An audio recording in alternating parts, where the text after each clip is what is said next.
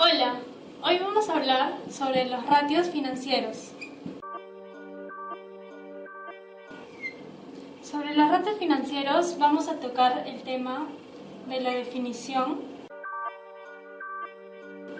los tipos, su utilidad, las limitaciones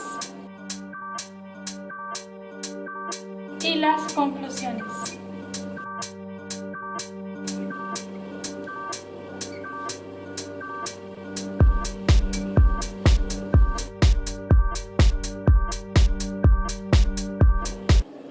Existen numerosos ratios financieros que se utilizan para evaluar el estado financiero global de las empresas, compañías y corporaciones. Los ratios financieros pueden ser utilizados por los gerentes, los inversionistas de las empresas y los acreedores. Los analistas financieros los utilizan para comparar las fortalezas, pero bajo ninguna premisa son sustitutos de predicciones certeras. Tipos de ratios. El primero es el ratio de liquidez.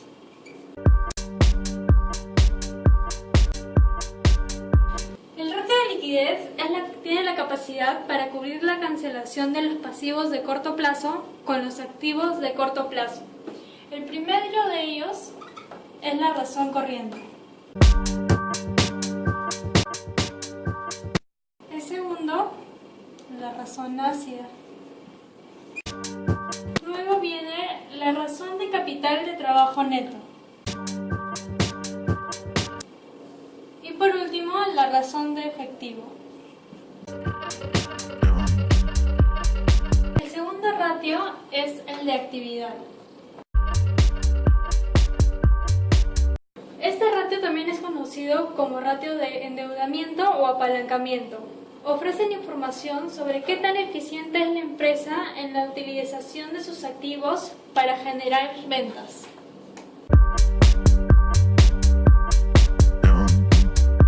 El primero que tenemos entre ellos es el periodo promedio de cobranzas.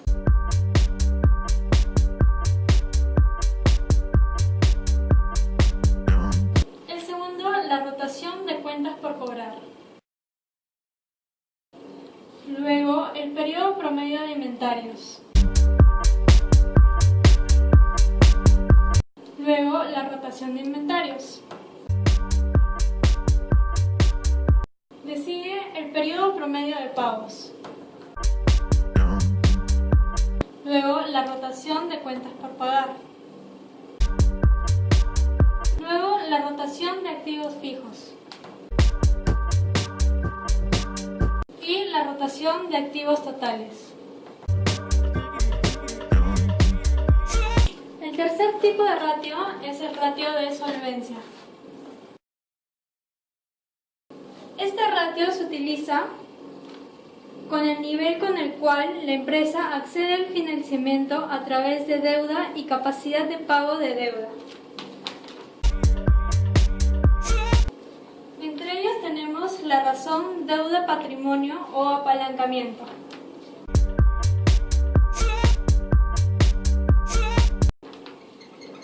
Luego la razón de deuda o total de activos.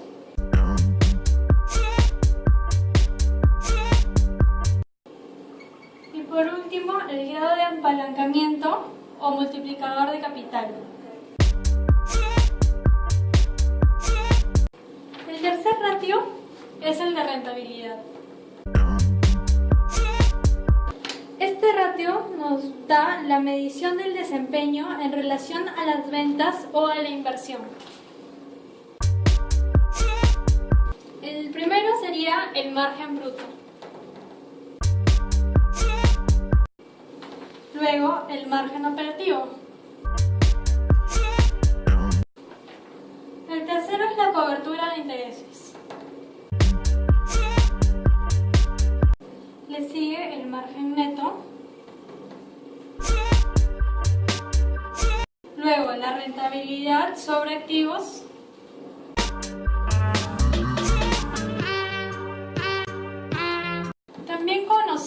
como ROA. Y por último, la rentabilidad de accionistas.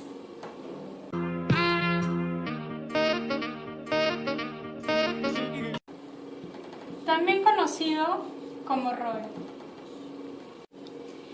El quinto y último ratio que vamos a tocar en esta presentación es el ratio de valor de mercado. Compara la información financiera de la empresa con la percepción que tiene el mercado de valores sobre ella.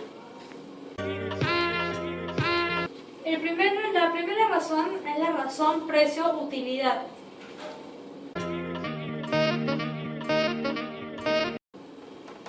La segunda, la razón precio-valor en libros.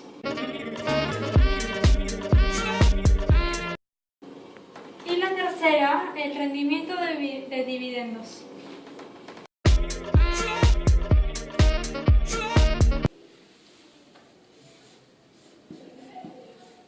La utilidad de los ratios financieros.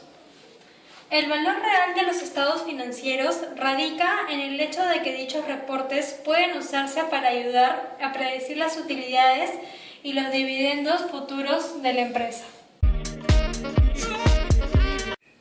Limitaciones del análisis de ratios financieros.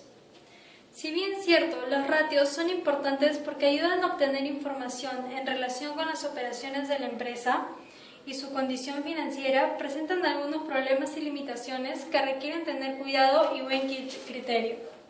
Primer punto.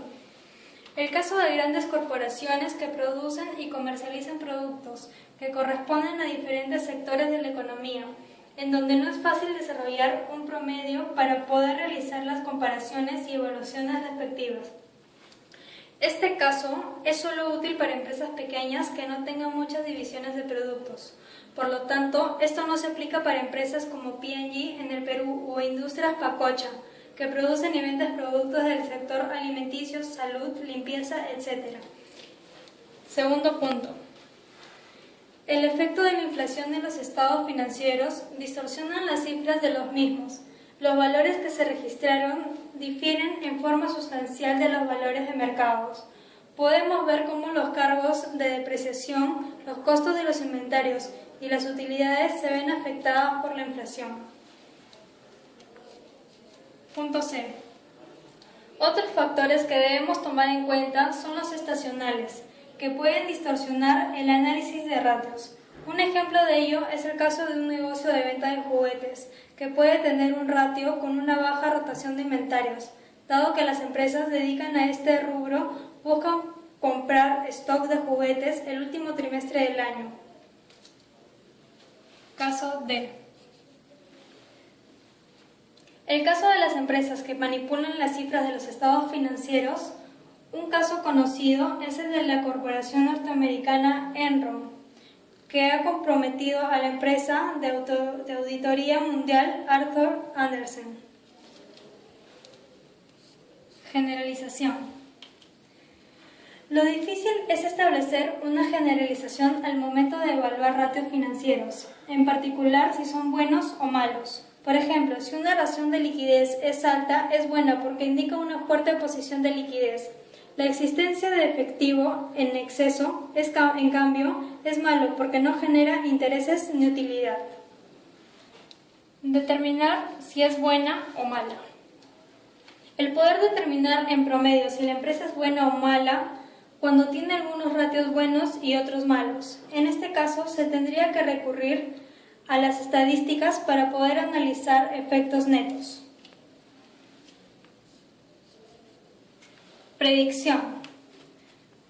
Para determinar el costo de oportunidad del inversionista es importante conocer el riesgo de las operaciones de la empresa. Las utilidades que se reportan nos dicen qué pasó, no qué es lo que pasará.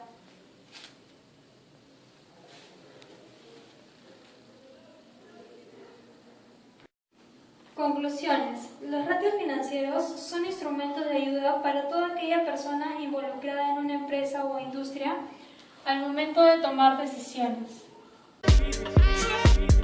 Si bien un ratio aporta una valoración cuantitativa, la interpretación de esta requiere una abstracción del analista de forma cualitativa.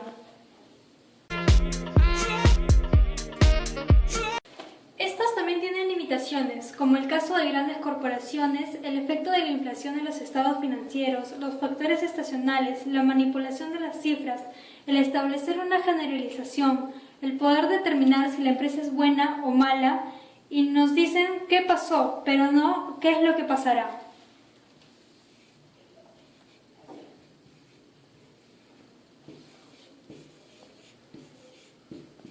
Gracias.